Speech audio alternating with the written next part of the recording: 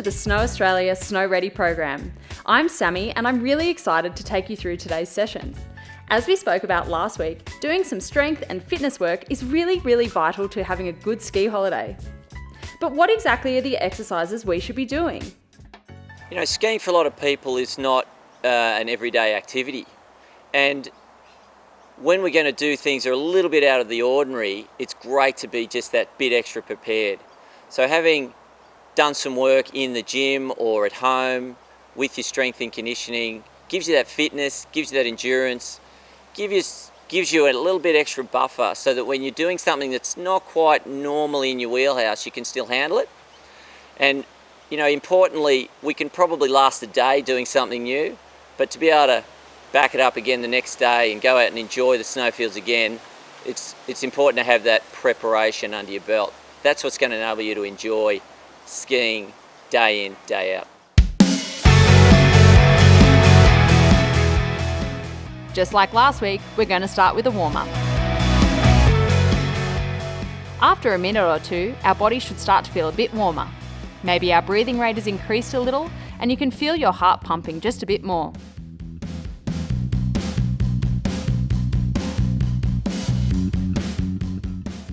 It's time to get to the injury prevention part of our warm-up. A key aspect of any injury prevention program is learning how to land safely. Being able to appropriately absorb force that the body generates lessens the impact on the body and hence reduces injury risk. This applies to both double and single leg landings, with the main difference being that with single leg landings, more work is required from that leg in order to absorb the same amount of force. Fantastic work, everyone! Now we're all warm and ready to go, let's get stuck into our strength program. Remember, we have the green beginner, blue intermediate and black advanced level for all these exercises.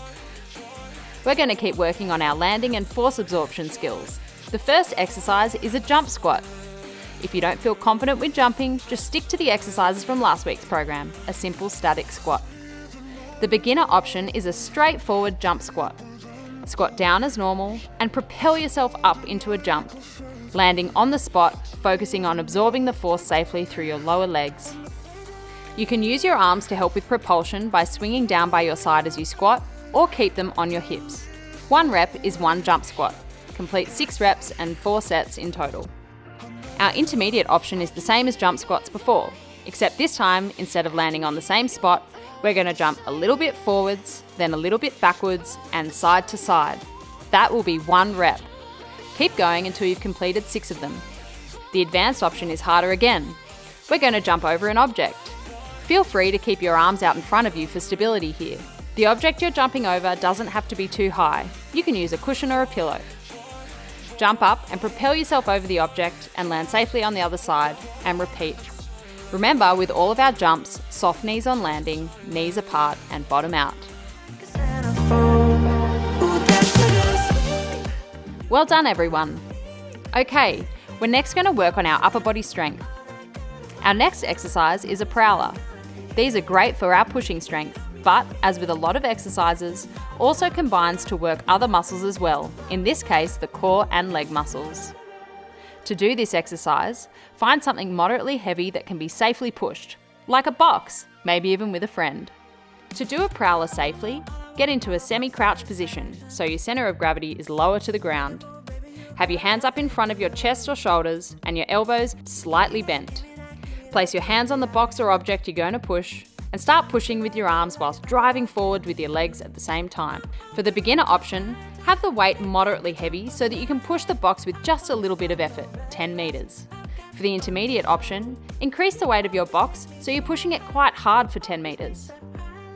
And for the advanced options, loop a resistance band around your chest or waist and get a friend to hold it behind you, pushing the same heavy box as before, and also resisting against the band.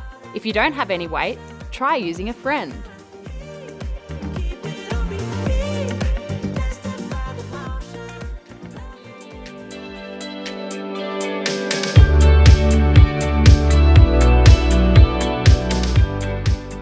Okay, back to some leg work now. We're going to learn how to do a split squat. When we're doing a split squat, some of the key pointers are Front foot stays flat on the ground and back foot is up on your toes. Feet should be about hip width apart and approximately 1 stride length apart. Back stays nice and straight and your head remains forward. Let the back knee drop down to the floor. The front knee will also bend. With the beginner option, keep both feet on the ground and repeat up and down on the spot. For those wanting a little more of a challenge, the intermediate option is to start with your feet together, then step backwards with one leg into your split squat, and then with the same leg, step back to your starting position. For those really wanting a challenge with the advanced option, start with the split squat and as you stand up out of it, propel yourself into the air so both feet are off the ground. Switching legs and landing in the opposite split squat position. Go straight down into your split squat and propel yourself up again. Try to keep both knees at right angles. Don't let the front knee move over your toes. So, after we have completed 3 sets of 8 reps on each leg, we can move on to our next exercise.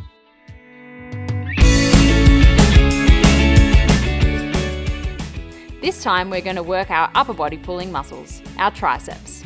We're going to do some tricep pull downs or tricep dips. For those who haven't done these before, start with the beginner option, tricep pull downs. Attach a resistance band at about eye level, making sure it's attached firmly with 2 ends hanging down. Grab hold of each end with a hand. Keep your elbows into your side. Start with your hands at chin level. Slowly pull down with your hands, straightening your elbows as you go until both arms are straight by your sides. Pause, then slowly return your hands to the starting position. Repeat for 8 reps and then have a rest. For those wanting to test themselves a little more, the intermediate and advanced options are tricep dips. Some key points when doing these are: sit on the edge of a bench with both feet flat on the ground and slightly out in front of you. Intermediates, keep your knees bent. Advanced, keep your knees straight. Place your hands flat on the bench, just on each side of you, fingers facing forwards. Push down with your hands. Straighten your elbows to take the weight of your body through your hands. Move your bottom forward so it is clear of the bench. Slowly bend your elbows, lowering your bottom towards the floor until your elbows are bent approximately 90 degrees. Then push down through your hands and straighten your elbows to bring yourself back up again. Repeat for 8 reps, then have a rest.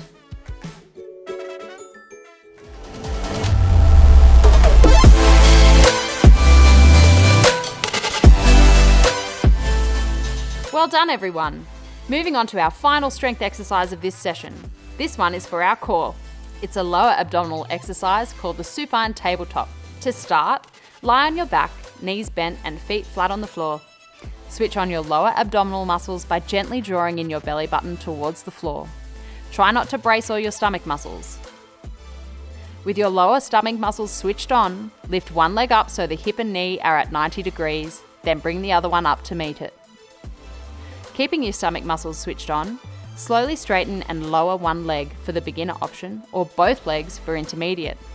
They're going to go down towards the floor until they are hovering a few centimetres away. Then slowly bring them back to your starting position. Repeat 2 times on each leg for beginners or 4 times in total for intermediates. For the advanced option, instead of laying on the floor, lay lengthways along a foam roller. Use your hands on the floor for balance and your toes on the floor as well. Try first the single leg extensions, then for a real challenge, have a go at your doubles. Complete 5 sets of 30 seconds on the roller.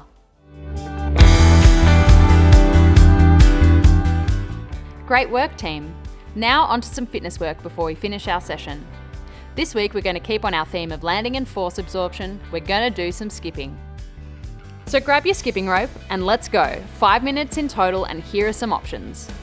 Double leg skipping, single leg skipping, skipping in a circle, forwards or backwards, double jumps and hopping. Remember when we're skipping to think about our force absorption. How are we landing? Are we cushioning the impact with our ankles, knees and hips? Or are we just jarring our bodies each time we land? Have a rest when you need to, but do your best to keep going the full 5 minutes. Fantastic job, everyone. That's week 2's session complete. There was a little more high impact exercise today, so let's make sure we do a good recovery to ensure our bodies are going to pull up okay tomorrow. So let's start our walk for 1 or 2 minutes just like last week whilst listening to this video. Recovery is important to helping our bodies return to a normal functioning state after an exercise session. This allows maximum benefit from the training you've just completed. As we go through our active recovery, mobility and stretching, just like last week, we will start to look at other forms of recovery that may or may not assist us. Sleep is one of the most important recovery tools for us. Onto our stretching now, everyone. Remember calves, hamstrings, quads, glutes, lower back and upper body. If there's anywhere else that you feel particularly tight, stretch that as well.